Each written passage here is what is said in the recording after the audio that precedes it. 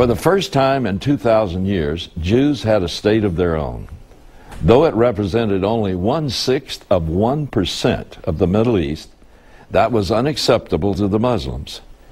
Instead, Hassan al-Banna, founder of the Muslim Brotherhood, said in 1948, "If the Jewish state becomes a fact, the Arabs will drive the Jews who live in their midst into the sea." When the Jews had virtually no land, the Muslims vowed to destroy them and drive them into the sea. So why should they believe the Arabs will not seek to destroy the remainder of the present-day Israel if they give them back the same land they had in 1948? The Middle East war is not about land. The Muslims justify their war against Israel by saying the Jews stole their land and then occupied it. The facts prove these claims to be false. On May 15, 1948, the day after Israel declared statehood, 5 surrounding Arab nations simultaneously attacked the infant nation. The attacking Arab governments urged the Arabs in the new nation of Israel to flee their homes. They promised to butcher the Jews in a few weeks. Then the refugees could return to their homes and claim the booty that was left. But the surrounding governments failed to make good on their promise.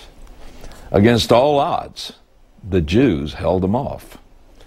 Mahmoud Abbas, the president of the Palestinian Authority, wrote, "The Arab armies entered Palestine to protect the Palestinians from the Zionist tyranny, but instead they abandoned them, forced them to immigrate and to leave their homeland, imposed upon them political and ideological blockade, and threw them into prison similar to the ghettos in which the Jews used to live in Eastern Europe." The ironic fact is that almost 1 million Arabs remained and did not leave. Today, these Arabs have more freedom as full Israeli citizens than their fellow Arabs in any Muslim country. If, as Jimmy Carter and his liberal cohorts claim, the Jews are ruthless occupiers and thieves, then why do the Israeli Arabs have more rights than Arabs in the Muslim states? Abbas's statement brings out a grossly ignored fact. The Muslims are more barbaric to each other than any other people. They have treated the Palestinian refugees more ruthlessly than Israel ever has. For the most part, they have refused to accept them and give them full citizenship. They have deliberately kept them in concentration camps in order to fan their fires of hatred toward the Jews. Back in the 70s, Jordan's King Hussein stopped the Palestinian revolt by turning artillery on Palestinian refugee camps filled with women and children, much the same as happened in Lebanon just a month or so ago. It was called the Black September event. Remember the barbarity of Saddam Hussein toward Iran in their nearly 10-year war. He used chemical weapons against them. And the Ayatollah Khomeini sent young boys into minefields to clear the way for his troops in a battle against Iraq. The Muslim world conveniently sweeps these things under the table. It's only the alleged Jewish mistreatment that they feature to the media. It's transparently done for propaganda purposes to win Western support for their cause. And the liberal Western media buys it hook, line, and sinker. The Middle East war is not about refugees. When Israel became a state in 1948, 850,000 Jews were forced to flee Muslim countries with only the clothes on their backs. Many of these Jews were from communities that had existed for thousands of years. But you never hear about the Jews' refugee problem because the Israelis resettled them in Israel. In contrast, the Muslims put their displaced fellow Arabs into concentration camps and to this day have never accepted them, assimilated them, or offered them citizenship. Yet Israel extended full citizenship to the Arabs who stayed, and the Jews are not welcome in most Muslim countries today.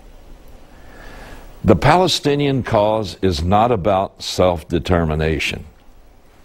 Muslims and the useful idiots of the West claim that the Middle East is a constant conflict because the Palestinians yearn for a state and Israel refuses to give it to them. Both of these claims are false. The Palestinians were offered statehood in 1948 and again in 2000. Both times they responded with armed aggression and terrorist attacks. From 1948 to 1967, Egypt possessed Gaza and Jordan possessed the West Bank. Why did they not offer that land to their fellow Arabs and Palestinians as a state? It's the same land they now want Israel to give them. Perhaps the Egyptians and the Jordanians know something we don't. The Middle East crisis is really about the annihilation of Israel and the Jews. According to the Muslim propaganda machine, the cause of the Middle East conflict is the Israeli occupation of Arab land. This, too, is false. In 2000, Israel withdrew in force from the southern Lebanon, which they had occupied to stop terrorist rocket attacks on Israeli towns in the north.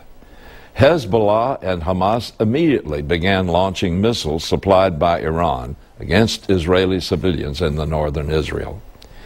In 2005, Israel withdrew its military forces from Gaza, which they had occupied to prevent terrorist attacks. As soon as Israel withdrew and forcibly removed the Jewish settlements, Hamas began launching rockets against towns and schools inside southern Israel. But these terrorists were not a rogue element. They are members of Hamas. And the vast majority of Palestinians voted for Hamas in the last general election and gave them control of the Palestinian government. Surveys show they would do it again.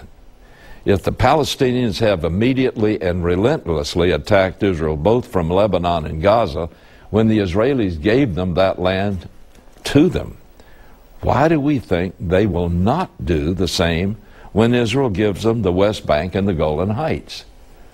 The Muslims openly declare their goal. Why do we not listen and believe them? At the World Without Zionism conference in 2005, Iranian President Mahmoud Ahmadinejad declared, as the Imam, meaning the Ayatollah Khomeini, said, Israel must be wiped off the map. The Islamic community will not allow its historic enemy to live in the heartland. Anyone who signs a treaty which recognizes the entity of Israel means that he has signed the surrender of the Muslim world. At a later public conference, he said, like it or not, the Zionist regime is headed toward annihilation.